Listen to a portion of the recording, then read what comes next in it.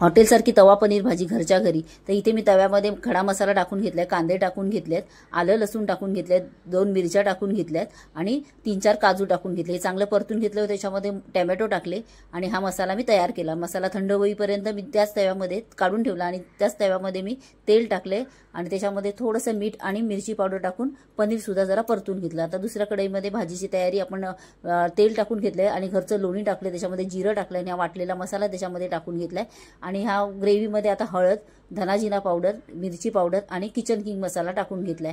जर जे वाटण वाटलं होतं त्याच्यातली दालचिनीची होती ती मी काढून टाकले, नंतरच मसाला वाटलाय। तुम्हाला जर तो फ्लेवर आवडत असेल तर तुम्ही टाकू शकता। तर इथे मीठ टाकून घेतलंय आणि घरी जी साय होती दुधावरची ती फेटून टाकली आहे।